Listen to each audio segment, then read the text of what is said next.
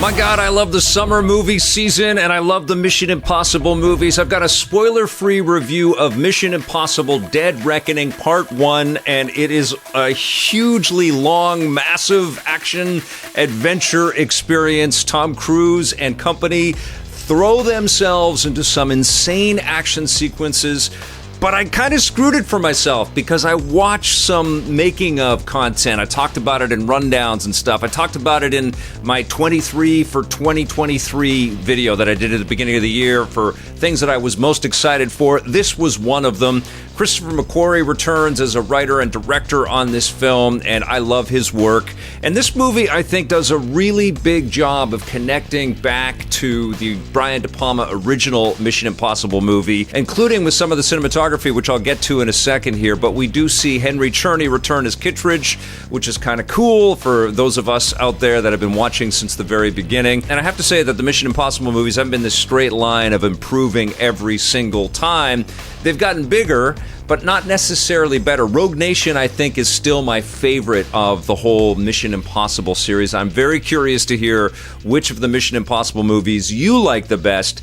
But I also have to say that sometimes the plot lines kind of get confused and muddled up, and it's hard to kind of differentiate between some of the stories, because truly this is a series that anchors most of its excitement and enjoyment around these stunt sequences. And Tom Cruise and Christoper McQuarrie and everybody that's involved with this franchise is pretty upfront about the fact that they kind of start with the stunt sequences and build story around that. And this movie, you can absolutely feel that for sure. Although there's some emotional moments and there's some powerful moments, I don't feel like they really resonate with that same emotional gut punch that we see out of things like Casino Royale, and you know the scenes that I'm talking about in that, or even in No Time to Die or Skyfall. And it's pretty easy to compare this to other giant espionage action thrillers out there, like the James Bond series and the Bourne series. And Mission has always been entertaining and super fun and very expensive looking and very stylish, but I don't know if that same kind of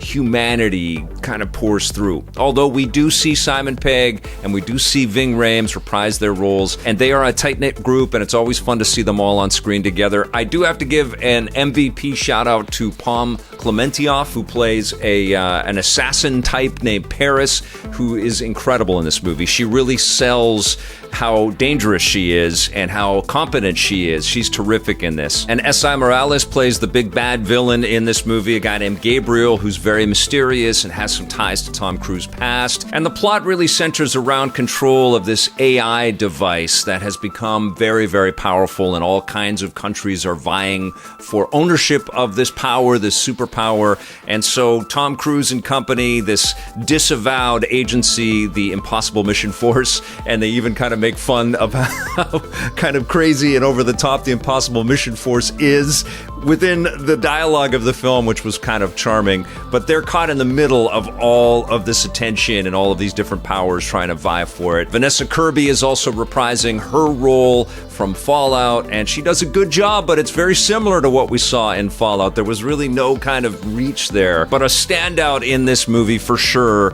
is Hayley Atwell, who I love as Captain Carter and Agent Carter. She's a terrific actor, and she is up to the action challenge, and the repartee and the relationship that she builds with Tom Cruise in this movie is incredible. They really play off of each other very well as they're racing through Rome and getting into all kinds of trouble together. Terrific. I also love Rebecca Ferguson as Ilsa Faust. She debuted in Rogue Nation, and she really made that movie, I think, stand out from all of the other missions that had come before that. I just love Rogue Nation. So if you haven't seen that one, go back and watch that movie. It's terrific. And I do feel that there are some beautiful, stylish moments in this. Obviously, some beautiful exteriors. They shot on location in various incredible environments around the world, so it was great to see that. And incredible stunt sequences. But I also feel, and this might have been both an homage to De Palma's work, but also the constraints of shooting all of this through the pandemic, and they were in the throes of the pandemic. Remember, this was the movie where Tom Cruise